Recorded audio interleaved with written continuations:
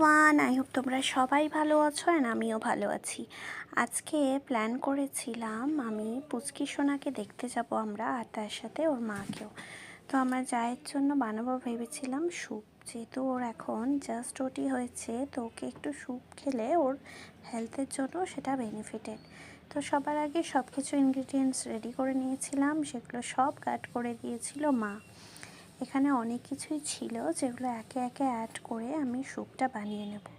স্যুপে chicken, egg সব কিছুই আমি ইউজ করব।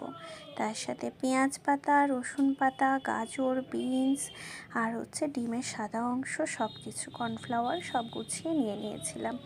আস্তে আস্তে আমি এবার স্টার্ট করলাম। সবার ফার্স্ট কড়াতে দিয়ে দিয়েছিলাম রসুনটা একটু ভালো করে ভেজে নিতে হবে যতক্ষণ না ওর গন্ধটা যায়। ভেবেছিলাম ওর জন্য কি নিয়ে যাওয়া যায়, তারপর ভাবলাম স্যুপের থেকে বেশি হেলদি আর কিছু হবে না। তো যাওয়ার সময় দিয়ে দিলাম। এরপর ওটা ভাজা হয়ে যেতে রসুনের পর দিয়ে দিয়েছিলাম আদা। আর স্যুপে বানানোর সময় একটু বাটার দিলে টেস্টটা অনেক বেশি এনহ্যান্স করে। দেন দিয়ে দিয়েছিলাম বিনসটা ভাজতে একটু সময় লাগে বলে তারপর এদিকে আমার স্টকটাও রেডি হয়ে গেছিলো। চিকেনটা সেদ্ধ হয়ে যেতে হালকা হালকা করে স্লাইস করে নিয়েছিলাম আমি ছিঁড়ে। তারপর গাজর বিনস ভাজার পর ওটা অ্যাড করব। দেন আমি রসুন পাতা, পেঁয়াজ পাতা এগুলো অ্যাড করে দিয়েছিলাম। আস্তে আস্তে ভাজা হচ্ছিল, একটু টাইম দিয়ে লো টু মিডিয়াম ফ্লেমে রেখে ওটাকে ভাজতে হবে যাতে ওভার ফ্রাই না হয়ে যায়।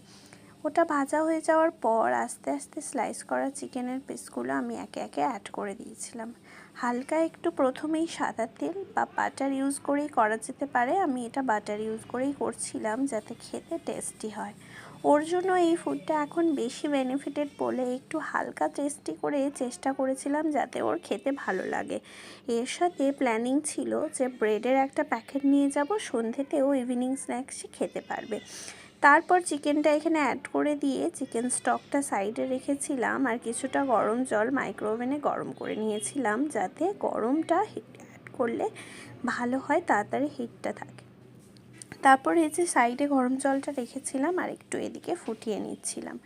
সাদা পাটটা বাদ দিয়ে, কুসুমের পাটটা বাদ দিয়ে যে সাদা পাটটা রেখেছিলাম সেটা আস্তে আস্তে আমি স্যুপে অ্যাড করে দিচ্ছিলাম। আর আমার সাথে আমার হাজব্যান্ডও একটু সাইডে হেল্প করছিল। আর সেই সময় মা আদ্ভিককে রেখেছিল। সারা দুপুরে মোটামুটি লাঞ্চ করার পর সেই টাইমিংটা আমি ওই দিন রেস্ট না নিয়ে এটা বানিয়েছিলাম। বিকেলে ওদের বাড়ি যাওয়ার প্ল্যান ছিল। এরপর শেষে ডিমটা অ্যাড করে দেওয়ার পর একটু নাড়িয়ে নিচ্ছিলাম, ভালো করে মিক্স করে নিচ্ছিলাম। এরপর ইচ্ছে ছিল যে আমি কর্নফ্লাওয়ারটা অ্যাড করে ওপরে গোলমরিচ ছড়িয়ে ওটাকে রেখে দেবো। দেন সব কিছু অ্যাড হয়ে যাওয়ার পর স্যুপটা দুটো বলে রেডি করে মিষ্টি নিয়ে চলে গেলাম ওদের বাড়ি যাওয়ার পথে। আদ্ভিক ছিল ঠাম্মির কোলে। যাওয়ার পর মাসিমা চা করেছিলেন, সাথে দিয়েছিলেন বিস্কিট। সুন্দর চাটা খেতে খেতে সন্ধেটা এনজয় করলাম, তার সাথে মাসিমার হাতের পাটিসাপটা। এই যে আদ্ভিক বসে গেছে, সবার সাথে এনজয় করছে। আর ফেরার পথে পাটালি গুড় কিনে বাড়ি ফিরে গেলাম।